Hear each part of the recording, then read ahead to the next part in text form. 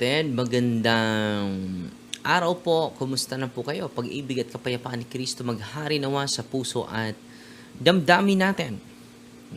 Okay, mga kapatid, patuloy tayong mag-discuss sa inyo. Mamaya mag-discuss din ako patungkol sa angelology, mga kapatid. Dahil ako po ay marami po akong natutunan dito na ibahagi ko sa inyo. Ito yung Catholic understanding on the hierarchy of order sa mga anghel at sa mga fallen angels. Kahit yung mga fallen angels, mga kapatid, ay nag-reveal din sa Panginoon, hindi niya binawi yung kapangyarihan na binibigay niya sa mga anghel. Grabe yung Panginoon, no? Pero yung kanilang kapangyarihan, walang kapangyarihan na nag-exist sa mundong ito na hindi galing sa Diyos. Yung posisyon natin bilang pare, example, bilang politiko, mayor, congressman, governor, it is not from you. It is from God. No? At bakit ba makorrupted yan? Because of our wrong and poor choices. At yan din, all authority comes from God. Yan po. Yung position mo, yung kasikatan mo, it is from God. Pero kung gagamitin mo yan to rebel against God, mananagot tayo. All true authority, tinatawag itong prelation, comes first from God. Every created being, lahat, yung mga talent mo, yung mga gift mo, every created being, angels, saints, humans, even the fallen angels, only possess power by participation in God's goodness and order. Sabi ni Saint Augustine of Hippo, there is no nature, however wicked, which is not from God. No, there is no nature, however wicked, which is not from God. So, lahat ng created beings, yung nature natin, yung nature ng mga anghel, yung nature ng mga tao, however, sabi ni San Agustin, however wicked, which is not from God. So, lahat ng nature natin galing sa Panginoon. Even demons still possess, kahit ngayon ang mga demonyo still possess intelligence superior than us, spiritual power superior than us, natural angelic abilities, no? So mayroong mga exorcists nagsasabi yung mga UFO, unidentified flying objects, or mga alien. Ma-miss tayo, di ba? Pero possibly daw mga fallen angels yun. Yun po yung mga observation sa ilang mga seasong exorcists. Now, because their nature as angels was not destroyed by sin. So, yung nature natin ay hindi ma-destroy kahit anong kasalanan pa ng isang tao. Pero, ano yung nawala sa mga anghel when they commit rebellion against God? Ano yung nawala? Okay, una, the lost grace. No. Ano pa? The lost love. So, full of hatred po yung mga anghel na nag-rebel sa Diyos. Ano pa? Union with God. So, yun po yung nawala nila. And the supernatural glory. Yun po ang nawala nila, mga kapatid. Sa mga anghel na nag-rebel sa Diyos.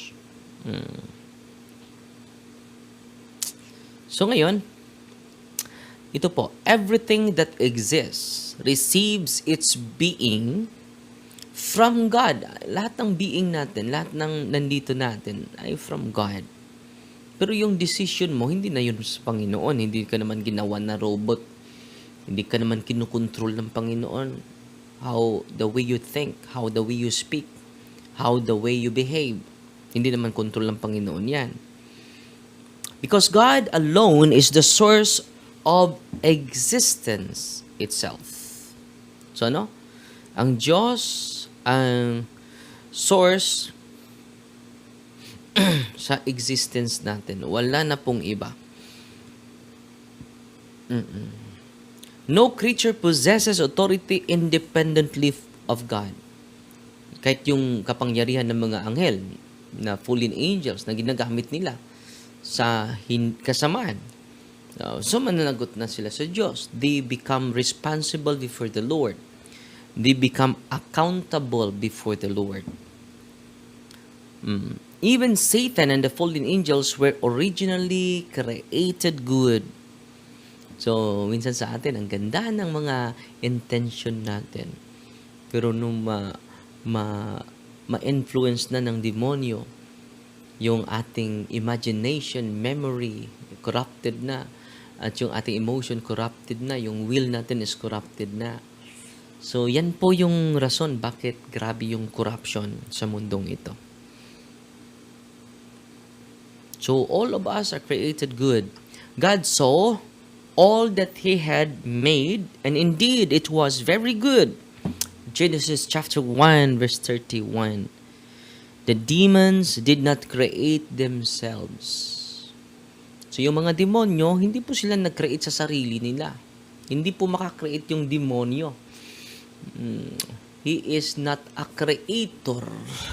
No.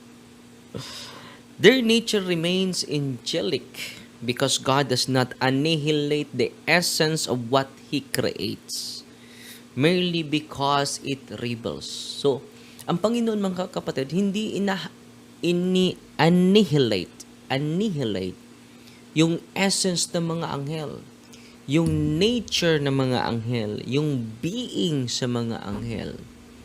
Because He does not annihilate the essence, the nature of what He creates. So yung mga fallen angels, tinatawag pa rin angel, di ba? Angelic pa rin yung nature nila. Pero ma-converted na ba sila? Hindi po, walang conversion sa mga anghel. The fallen angels still retain immense intelligence, superior than us. Spiritual power, angelic faculties, so yung power nila as angel, superior than us. Swiftness of intellect. Hindi na kailangan mag-aral pa, magbasa pa yung mga apostol katulad natin. Yung mga anghel, hindi na dapat magbasa, hindi na dapat mag-learn. Swiftness of intellect. And their natural rank within creation, yung rank nila inanatili pa rin.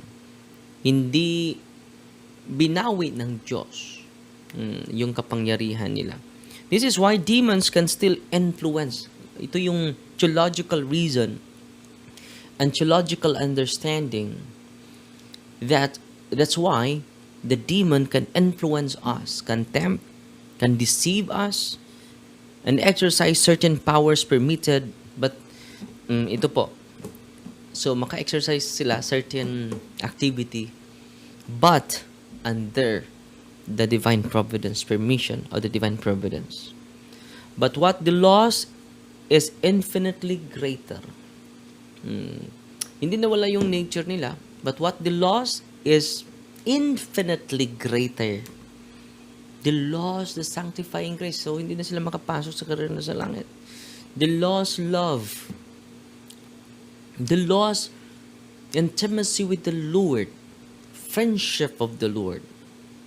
And then the participation of the divine life. The laws, the supernatural beauty. The laws, the beatific vision. Ano yung beatific vision, mga kapatid? Hindi nila makita ang Diyos. They still possess natural greatness, natural power, superior to our greatness. But they are spiritually ruined. No? So ano ba yung kahulugan ng nature? What a being is. Yun po yung kahulugan ng nature. What the being is. Ano yung what the being is? Yung kanyang essence. No? Example, tao. Hindi yung essence sa pagkatao. Ay wala yun sa essence sa mga aso. Hindi katulad. So, meron ding nature yung mga aso, di ba? Hindi katulad ng nature ng mga tao. So, being, nature is what a being is. And grace, what is grace? Is a participation of the divine life. How can we participate? When we sacrifice going to the sacrament, especially the sacrament of confession. The angelic nature remained. Grace was lost through rebellion. This distinction is central in the theology of Saint Thomas Aquinas. So ito po the fall did not destroy angelic order entirely. So, hindi po nawala yung ranggo ng mga fallen angels. Hindi binawi po. So, ang ganda ng mga, So, magpatuloy tayo dahil every 10 minutes lang ako mag-relive para marami tayong matutunan, mga kapatid. At sana sa quick live natin, marami tayong natutunan dahil pupunta na tayo sa center ngayon at maraming mga bumibisita sa atin.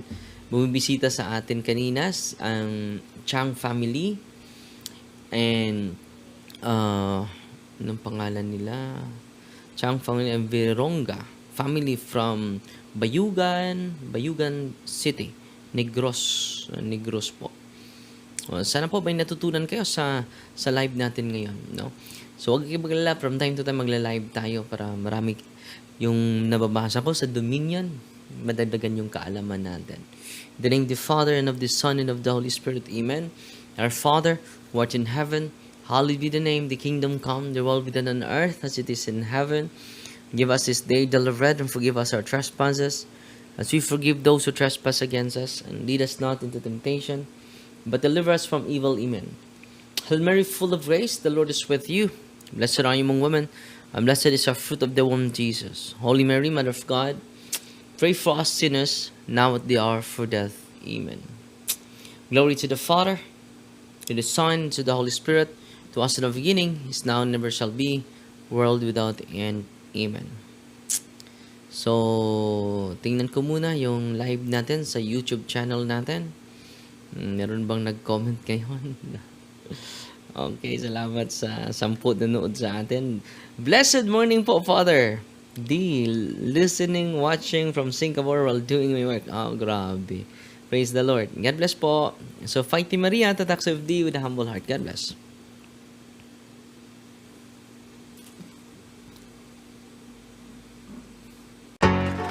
Anyone can claim the statement of the Bible because we can do a private interpretation.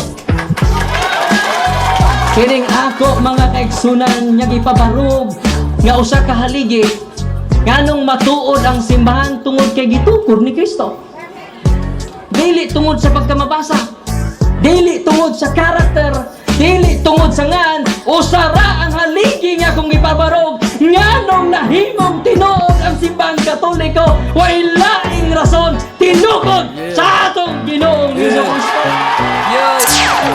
Talakayan to, hindi bara-bara, katotohanan lang, walang palusot. Para sa mesa ng usapan, di kami nag-aaway. Puro talakayan, hindi banggayan ng patay mali. Sayaral hinahimay, parang beats na nire-replay. Truth ang target namin, hindi hypo display. Bawat teksto sinisilip, context yan di pwedeng ipinipilit. Doctrine na solid, hindi fake, hindi boses ng Diyos, di namin gustong i-credit.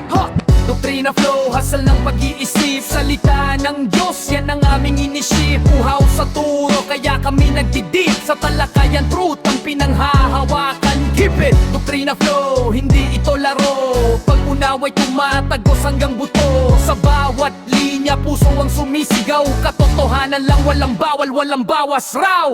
May tanong, sige lapag mo, let's go. Di kami takot sa debate na may respeto. Spirito ang guide, parang beat na smooth ang tempo. Pag may liwanag, lahat ng shadow nagme-medo. Hindi kami nagmamarunong nag-aaral lang. Pag may gap sa mind, Diyos ang pumuno niyan. Ang Iglesia ng Diyos mula Espanya papuntang Pilipinas. Sagot, malinaw yan. Hindi kompetisyon, hindi kami nagra-rhyme para lang manalo. Puso ang puhunan, hindi bara-bara ang palo. Truth ang goal, yan ang tunay na trono. Doktrina flow, hasal ng pag-iisip, salita ng Diyos, yan ang aming inisip. Uhaw sa